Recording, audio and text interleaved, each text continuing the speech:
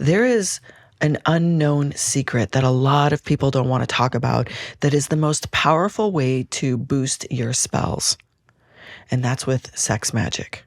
Today, we're going to talk about all the different ways in which the energy itself of sex magic can boost and support any of your spells and rituals.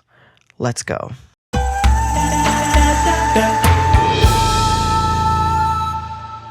One of the most powerful ways to boost your spells is with sex magic.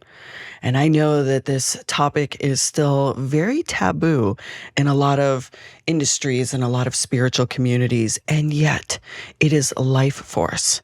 It is our ability to raise and connect to energy that is so powerful that all of our spell work can be boosted just from learning how to work with your own sexual energy. Hi, I'm Tahverlee. I'm a high priestess, a practicing witch, and the founder of the Moon Temple Mystery School. And I'm here to help create the opportunity for you to activate and live in the highest form of how you desire to live. We do a lot of spell work in this channel and in Mystery School, but we also do a lot of deep dives into ourselves to explore our own edges. Our own edges that might be there due to trauma, due to belief systems that we've been conditioned to carry about ourselves. And part of working with something like sex magic is understanding that you're going to likely bump up against limiting beliefs that you've been taught to believe about pleasure and about yourself. And we carry and store a lot of that in our body. So I am going to give you the exact steps to do sex magic today. But as we go through this process and I share with you, I want you to be aware of if you've been triggered, why you've been triggered, what might exist in your body, if there's still layers of healing that you're doing, or if there's still just an understanding of your own body and what feels good to you. All of that is okay. I'm not addressing any of that in today's video. I highly recommend that you contact someone that can help you if you're still carrying different issues around sexuality. Feel free to email me directly and let me know. And if I can't help you, I know many people who work in the deep embodiment space that can support you. But if you're ready and you're tuned in and you're like, I want all the juice of sex magic, then you're in the right place, because I'm going to take you through the steps. I've written them down as 4 key steps, but I also have layers.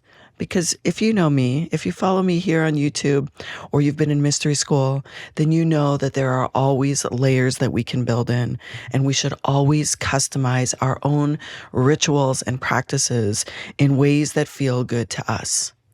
So I want you to be conscious of what I'm talking about today, and does it bring up anything for you? If so, write it down, set it aside. Know that you can still do sex magic in its full, magnificent glory, even if you're still healing, even if you're still shedding beliefs about yourself and about sexuality. It's possible to do both. You don't have to be perfectly healed, spiritual, enlightened, or embrace the word witch in order to utilize and harness the potent energy of pleasure. In fact, I would tell you that the moment you start looking at the rising of pleasure, and listen, we all have this in many different ways. What is pleasure for you is going to be very different than pleasure for someone else. Pleasure might just be hugging someone. Pleasure might be deeper sexual practices. Pleasure might be solo practices. Pleasure might be rest, sleep. But the pleasure of sex, the pleasure of this heightened energy, can impact all parts of your life. Now, me even saying the word sex might be triggering to you. You might be like, oh my gosh, she's talking about sex on this spiritual YouTube channel. Yes, and it is a part of how we procreate. It is a part of every single human on this planet was conceived and birthed following sex. Whatever you want to call it. If that word doesn't feel good for you, then use a different word. But harnessing the energy of the buildup of pleasure, and even if we take the sex piece out of it, we talk about pleasure and we talk about things that just feel good to us. If we boil it down to what feels good to us, doing more things that feel good to you will absolutely change your life, and it will change your spells. So venture down that path, however you feel comfortable. Now, one of the common questions that I receive, and something I've talked about a lot in my communities, is does sex magic have to be just a solo practice, or can it be done with your partner? So let me address this up front. Most sex magic in traditional ways that it's been taught or created is a solo practice, meaning you're setting your intentions. You are specifically and intentionally using the energy of the buildup of pleasure as a way to cast your intentions into the universe. Because when we go over that edge in pleasure, it's an energy like no other. And so, yes, you can do it with a partner, but traditionally the solo practice is more pertinent for you if your intention is for you. If you're working an intention that involves both you and your partner, or they're holding the same intention for you, then of course this can be done together. But everything that I'm going to share with you today then needs to be done together, all of it. Because here's what happens if someone else's energy is in any spell. So think about it like any spell. I've recorded lots of videos and I do lots of teachings on the steps to craft and create a spell. So go find those. But in the stage of where you heighten energy, there's many ways to do it. This is one specific way. Sex magic is one specific way. Other ways are, of course, through your own rituals, through dance, through movement, through breath work. When we raise energy, we are opening our field up and casting it out in front of us. And so if we're doing that during sex magic and our partner is going someplace else in their mind or their energy, or they start thinking about their to-do list, or maybe they're thinking of some entirely different intention, that energy will come into your spell. So you can do sex magic as a group if the intentions are aligned. Now, is it bad if their intentions aren't aligned? No, you're just going to have different energies and intentions added to your spell. So you can decide what you feel comfortable with. I do recommend, if you're new to using sex magic to boost your spells, that you try it in your solo practice first. Like, get a really good handle on it and then make those intentions measurable. So if you decide to bring your partner in, that you have an idea of what that feels like, what that looks like, what can actually happen. Because a lot of times partners will be like, what, you want to manifest something really important for our lives, like money, new house, new job, and you're going to use sex magic for it? Most of the time our partners are going to be like, I'm in. I'm in. And if they're not, cool. But if they are, then teaching them how to do it can come from your own practical experience on how it worked for you.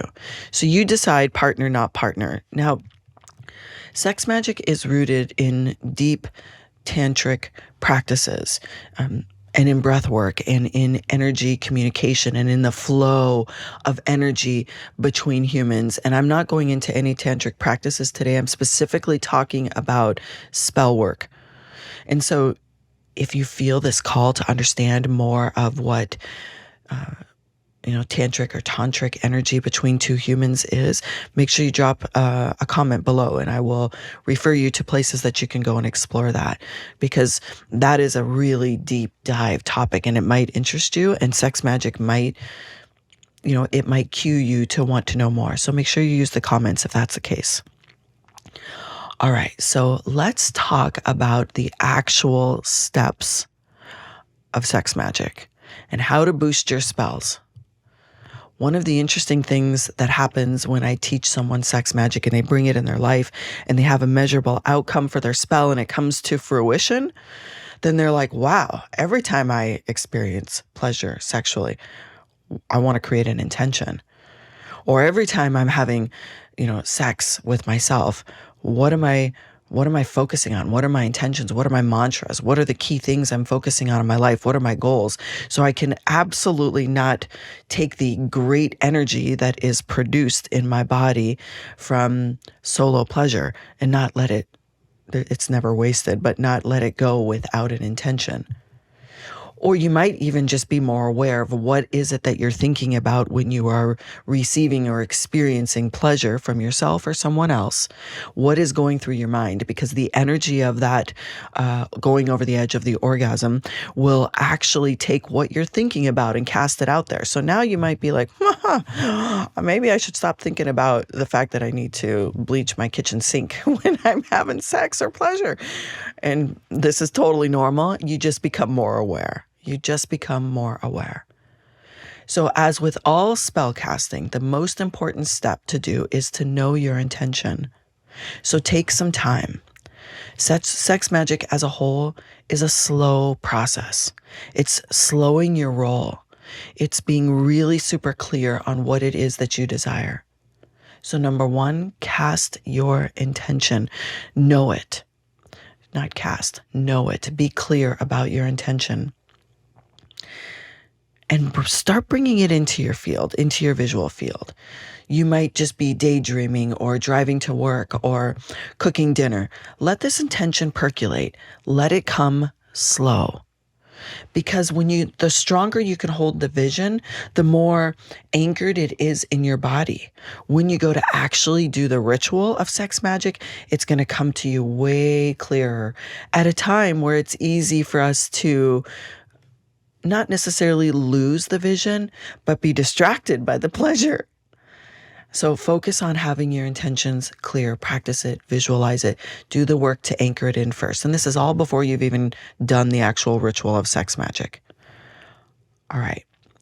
When you're ready to perform the sex magic, pick a specific place and time where you have maybe an hour and a half, maybe longer, but a time when you're not going to be rushed and you're not going to be disturbed. And as you lead up to it, the time that you've set aside for this beautiful ritual of creation of anything that you desire, the first thing you want to do in that space and time is create the vibe. So we'll go in this step 2. Set the time and space and begin creating the vibe. That might be soft, sensual bedding, clothes, chairs, pillows, colors, whatever feels in that vibration for you. And then number 3, cast the circle when you're ready. So taking it slow, you might have slow music playing. You might have fast music playing. You might have sexy music playing. You might even just have hard rock music playing. You might just be doing breath work. When you set the vibe, utilizing this slow entrance into the space. And then when you're ready, number 3, cast the circle of protection, the circle of calling in the elements or any angels, ancestors, guides, archangels, deities, gods or goddesses that you're working with. Call them in and cast the circle and let yourself be in that leaned back, slow roll. Open the circle, call them in. Now, your intention should either be written down. You can create a sigil from it. I'll talk about that a little bit at the end. You can just have the visual, but make sure that you have it nearby. Because, of course, the 4th step is to begin the ritual of pleasure. All the things that you've created in this space, you've allowed yourself time, you have your intention clear, you've begun, whether it's solo or with a partner, the ritual of pleasure. Let it be slow, because here's where the most power comes when you are boosting your spells through sex magic. The most power comes the longer you can stay in that 9 to 10 zone. So you begin the ritual of sex magic and you get kind of close to the edge, and then your goal is to actually back off the edge. Stay slow, stay in the moment, and then go back closer to the edge again. So staying in that 8 to 10 zone as long as possible, because what you're doing is you're building and building and building and building energy, and you are building energy that is life force. It is so powerful. And then when you can't restrain anymore, or if you can't restrain anymore, or you're ready, you just feel like, okay, there's a maximum amount of energy pulsing through my body. Then you take your intention, you bring it into your visual field, you read it, you stare at the sigil, the intention itself. Then right as you get to that 10 zone, you bring the intention in and you focus everything in your body, visually, inner visual, focus. And then let yourself go over the edge, holding that intention. Powerful. So that's the 4 steps. Now, of course, the 5th step is integration. Let it be slow after. You might even get insight from any deities, gods, goddesses, or spirits that you called into the circle. You might get insight right after. You might have gotten insight during it. So afterwards, integration, before you close the circle and get up and go about your day, stay in that field, that place, that activated space as much as possible. And I recommend have a journal close by. Write down how you feel. You might even write down the next action steps for that goal or that intention. You might then stay in that space of deep awareness and activation and write down, okay, I've just cast this intention, which means it's in motion. Now, what can I do in my human world to support what I've just put out there? Meaning, if I just did an intention for a new job, I might need to go and actually search and start applying. If I just called in that partner that I want to have this pleasure with more, then maybe I need to determine where am I going to put myself in situations where I can meet that partner. If you have a lot of sex magic has to do with abundance and money. If you've just cast a new money goal with your sex magic, then you might wish to go have a date with your money. Look at where you can cut spending, where you can open flow, where are your resources currently at. So planning an action step right after when you feel like it, so letting yourself be slow, is a really powerful time because you are in an open, expanded state. So information from the spirit world will come through into your field a lot easier at that time. So to recap, you're first going to know your intention very clearly. Then you're going to set a space and time to do the ritual of sex magic.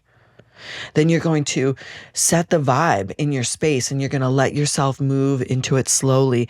And then as you go through the ritual, you're going to stay in that 8 to 10 zone as long as possible. And then when you go over the edge, your goal is to hold that intention so clearly that the energy of that experience is going to cast it out far and wide. And then slowly return back into the here and now and noting down your experiences. A couple of layers you can add in. One of them is colors and candles, of course, and you can set your whole space up with colors and candles. In fact, I've done this ritual with a circle of candles, so I need to do it on the floor because that's the safest place to put candles. But I was very consciously aware that I might tip one of them over, so I had to make a big circle. You can add colors, layers, candles. You can burn incense. You can, lather your body in your favorite essential oils. You can have a bath, a ritual bath first, or a ritual shower and cleanse. You can keep music on the whole time. You can do candle magic afterwards. You can utilize crystals or different types of stones in your practice and touch them against your body or lay them against your body. All of these are layers that you can add in if it feels good. So focusing on what feels good, knowing yourself. I almost love to post-ritual anoint myself with holy water. And holy water is something we learn in the High Priest and the High Priestess class. But moon water, holy water, water-infused oil, like I take the ritual itself and I bring it on the outside of my skin, and then I feel like I can wear it. And I feel like I wear it for days after. The next time I go to wake up and do my hair or put my makeup on or get dressed, I can feel that ritual is still pulsing inside and outside of my body. So you should expect that it stays with you for a little while. And then, of course, measure the results. See how this comes to fruition in your life. Now, another commonly asked question is, should I do this ritual again and again? No. The intention that you've cast in that one, well, you should do the ritual of having more pleasure. Yes. Casting that intention in a ritual through sex magic, you should only do it once, and because you know you've cast it out with that energy. So you don't need to do it again. You also don't sit back and wait for, oh, the universe is going to drop a new job in my lap. It might, and take the action steps. Make sure you subscribe to this channel and find me in all the places, and check out the Love Shack. If we have already begun the Love Shack, then check out all of the different replays on moontempleschool.com, and know that I'll continue to bring you as much information as I can.